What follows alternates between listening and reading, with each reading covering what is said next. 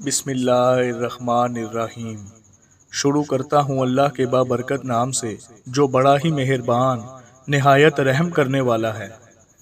دوستو، آج کی اس ویڈیو میں ہم جنات کی زندگی کے متعلق کچھ حقیقی باتیں اور دلچسپ حقائق جو آپ نے آج سے پہلے کبھی نہیں سنے ہوں گے آپ کی پیش خدمت کرتے ہیں۔ دوستو، قرآن مجید میں اللہ تبارک و تعالیٰ ارشاد فرماتے ہیں کہ بے شک ہم نے جنوں اور انسانوں کو اپنی عبادت کے لیے پیدا کیا ہے۔ اس سورہ مبارکہ سے یہ بات واضح ہوتی ہے کہ جنات بھی اللہ تعالیٰ کی پیدا کردہ مخلوق ہیں جنہیں صرف اللہ تعالیٰ نے اپنی عبادت کے لیے پیدا فرمایا ہے۔ جنات بھی انسانوں کی طرح عقل اور شعور رکھتے ہیں۔ انہیں فیصلے کا بھی اختیار دیا گیا ہے، چاہے تو کسی بات کو مانیں یا چاہے تو انکار کر دیں۔ روز قیامت ان کا بھی انسانوں کی طرح ہی حساب کتاب لیا جائے گا اور ان کے اعمال کے مطابق سزا و جزا دی جائے گی۔ جس طرح سے انسانوں کی اپنی ایک الگ دنیا ہے، فرشتوں کی بھی الگ دنیا ہے، بالکل اسی طرح سے جنات کی بھی اپنی ایک الگ دنیا ہے۔ جنات بھی وہ تمام کام کرتے ہیں جو ہم روزمرہ زندگی میں انسان کرتے ہیں، مگر اللہ تبارک و تعالیٰ نے انسانوں اور جنات کے درمیان ایک پردہ رکھا ہے۔ جنات انسانوں کو دیکھ سکتے ہیں مگر انسان جنات کو نہیں دیکھ سکتے، صرف ان کی موجودگی کا احساس محسوس کر سکتے ہیں۔ جنات کی پیدائش سے متعلق ہمیں حدیث سے معلوم ہوتا ہے کہ اللہ تبارک و تعالیٰ نے انہیں انسانوں سے بھی بہت پہلے پیدا فرمایا ہے، مگر کتنے سال پہلے اس بارے میں تفصیلات ٹھیک طریقے سے موجود نہیں ہیں۔ جس طرح انسانوں میں اللہ تعالیٰ نے سب سے پہلے حضرت آدم علیہ السلام کو پیدا فرمایا، اسی طرح سے جنات میں اللہ تعالیٰ نے سب سے پہلے ابلیس کو پیدا فرمایا۔ لہٰذا کچھ لوگوں کی اس بارے میں رائے غلط فہمی ہے کہ ابلیس بھی فرشتوں میں سے تھا۔ در حقیقت وہ ایک جن تھا جو کہ آگ سے پیدا کیا گیا تھا۔ جنات کی کئی اقسام ہیں۔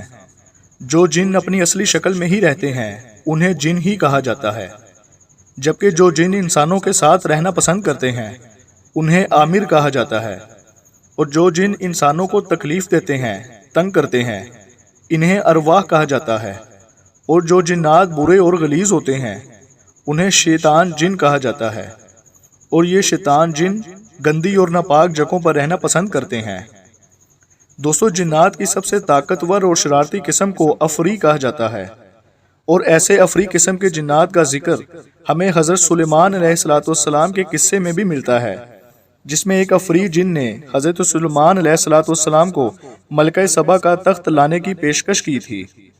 دوستو، جنات بھی اپنی صلاحیتوں کے لحاظ سے تین قسم کے ہوتے ہیں۔ ان میں سے ایک قسم کے جن ایسے ہوتے ہیں جو زمین پر نہیں رہتے بلکہ ہواؤں میں ادھر ادھر اڑتے پھرتے ہیں۔ دوسری قسم کے جن بچھو اور سانپ کی شکل میں زمین پر موجود ہوتے ہیں۔ تیسری قسم کے جن کبھی ایک جگہ نہیں رکتے تو کبھی آگے نکل جاتے ہیں۔ ایسے جنات کو ہم بھوت پریت کا نام دیتے ہیں۔ دوستو، یہ بات یہاں آپ لوگوں کے لیے حیرت کا باعث ہوگی کہ انسان کبھی بھی جنات کو اپنی دنیاوی آنکھوں سے نہیں دیکھ سکتا جب تک کہ وہ کسی جانور کی شکل میں اس کے سامنے نہ آ جائیں، مگر کچھ جانور کی اقسام ایسی ہیں جو جنات کو دیکھ سکتے ہیں، جیسے کتے اور گدھے وغیرہ۔ جہاں تک جنات کی شادی کا تعلق ہے، اس کا ذکر ہمیں قرآن مجید میں سورہ رحمان میں ملتا ہے، جس میں اللہ تبارک و تعالیٰ نے ارشاد فرمایا ہے کہ بے شک مومنوں کے لیے جنت میں حوریں ہوں گی جسے نہ کبھی کسی انسان نے اور نہ ہی کسی جن نے چھوا ہوگا۔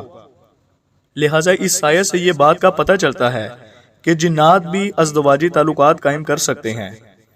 دوستو، اس کے بعد اگر ہم جنات کی موت کے حوالے سے بات کریں تو انہیں بھی بالکل انسانوں کی طرح ہی موت آتی ہے، مگر سوائے ایک جن ابلیس کے، اسے اللہ تبارک و تعالیٰ نے بہت مہلت دے رکھی ہے کہ وہ قیامت تک زندہ رہے گا اور انسانوں کو بہکاتا رہے گا۔ جنات کی عمر انسانوں سے کافی زیادہ ہوتی ہے۔ اگر انسان کی عمر 100 سال تک ہوتی ہے تو جنات کی عمر تقریباً 1000 سال تک ہوتی ہے۔ جنات کی رہنے کی جگہ ہماری زمین ہی ہے، مگر یہ ویران علاقوں میں رہنا زیادہ پسند کرتے ہیں۔ خبیث جن غلیظ جگہوں پر رہنا پسند کرتے ہیں، جیسے کہ بیت الخلا، شراب خانہ یا ایسی جگہ جہاں گناہ کے کام ہوتے ہوں۔ یہی وہ وجہ ہے جب انسان بہت زیادہ غصے میں ہوتا ہے تو یہ جنات اس کے اندر داخل ہو جاتے ہیں اور اسے گناہ کے کام کرواتے ہیں۔ اس کے علاوہ قبرستان اور سنسان جگہ، ویران جگہ ان کی من پسند جگہ ہوتی ہے۔ یہاں یہ بات قابل غور ہے کہ مسلم جنات اور کافر جنات کی رہنے کی جگہ الگ الگ ہوتی ہے، یہ ایک ساتھ نہیں رہ سکتے۔ مسلم جنات زیادہ تر پہاڑوں اور چٹانوں کے اور کافر جنات زیادہ تر ویران اور سنسان جیسے قبرستان والے علاقوں میں رہنا پسند کرتے ہیں۔ اس کا حوالہ ہمیں ایک حدیث شریف سے بھی ملتا ہے کہ ایک مرتبہ نبی اکرم صلی اللہ علیہ وآلہ وسلم اپنے چند صحابہ کرام کے ساتھ کسی سفر پر تشریف لے گئے۔ نبی پاک صلی اللہ علیہ وآلہ وسلم رفع حاجت کے لیے کچھ تھوڑی دور تشریف لے گئے۔ کچھ دیر بعد صحابہ کرام نے اس جگہ سے شور و پکار کی آوازیں سنی۔ جب نبی پاک صلی اللہ علیہ وآلہ وسلم واپس تشریف لائے تو صحابہ کرام نے پوچھا کہ حضور یہ کیا معاملہ تھا؟ آپ صلی اللہ علیہ وآلہ وسلم نے ارشاد فرمایا کہ مسلمان اور کافر جنوں کے درمیان جگہ کی وجہ سے جھگڑا ہو رہا تھا کہ کون کہاں رہے گا۔ جنات نے مجھے فیصلہ کرنے کے لیے روک لیا اور میں نے ان کے درمیان فیصلہ کروا دیا۔ مسلم جنوں کو اونچے علاقے، پہاڑ اور چٹان وغیرہ دے دیے گئے اور کافر جنوں کو نیچے والے علاقے، سمندر اور جزیرے وغیرہ، سنسان وغیرہ دے دیے گئے، اور دونوں فریق میرے فیصلے پر راضی ہو گئے۔ دوستو، شیاطین جنات بہت بری شکل کے ہوتے ہیں جن کا ذکر ہمیں قرآن پاک میں بھی ملتا ہے۔ اللہ تعالیٰ نے جنات کو بے پناہ طاقت اور خوبیوں سے نوازا ہے۔ یہ پہلے آسمان تک اڑ کر جا سکتے ہیں، ان کی رسائی پہلے آسمان تک ہے۔ اس کے علاوہ جنات بڑی بڑی تعمیراتی کام بھی کر سکتے ہیں، مثلا پلک جھپکتے ہی بہت بڑے بڑے محل بھی بنا سکتے ہیں، لیکن یہ صرف ایک نظر کا دھوکہ ہو سکتا ہے۔ دوستو، حضرت سلیمان علیہ السلام کے دور میں ہمیں اس چیز کا ذکر ملتا ہے جب اللہ تعالیٰ نے تمام جنات کو حضرت سلیمان علیہ السلام کے تابع کر دیا تھا اور وہ ان کے حکم مانتے تھے۔ دوستو، جنات کی ایک بہت بڑی خوبی یہ بھی ہے کہ یہ ہم لوگ جو سوچتے ہیں وہ جنات پلک جھپکتے ہی معلوم کر سکتے ہیں کہ ہم لوگ کیا سوچ رہے ہیں، اور اس طرح آج کل جعلی عامل، پیر بابا وغیرہ جگہ جگہ پر موجود ہیں جو اگر آپ کو آپ کے دل کی صحیح بات بتا دیں تو آپ بے اختیار یہ کہہ اٹھتے ہیں کہ یہ بابا جی تو بہت سچے ہیں، بہت پہنچے ہوئے ہیں، جبکہ یہ سب کچھ انسان ان شیاطین جنات کی بدولت کرواتے ہیں، اور یہ کام کرنا کفر کہلاتا ہے۔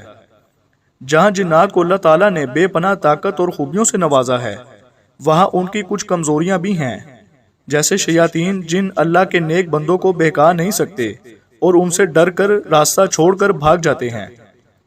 جیسے کہ آپ لوگوں نے پچھلے وقت کا واقعہ سنا ہوگا کہ جب حضرت عمر رضی اللہ تعالیٰ عنہ جس راستے سے گزرتے تھے تو شیطان اپنا راستہ بدل لیتے تھے۔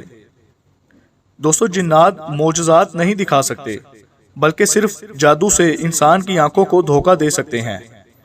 دوستو، ان شیاطین جنات سے بچنے کا صرف ایک ہی طریقہ ہو سکتا ہے کہ انسان اللہ تعالیٰ اور اس کے رسول صلی اللہ علیہ وآلہ وسلم کی تعلیمات پر عمل کیا جائے، اور ہمارے معاشرے میں توہم پرستی اس قدر بڑھ گئی ہے کہ ہم سب سے پہلے کسی بھی چیز کا علاج کروانے کے لیے ان جعلی عاملوں اور پیر باباؤں کے پاس چلے جاتے ہیں، اور جب کچھ حاصل وصول نہیں ہوتا تو پھر آخر میں قرآن پاک سے مدد لیتے ہیں، اللہ کا نام لینا شروع کر دیتے ہیں۔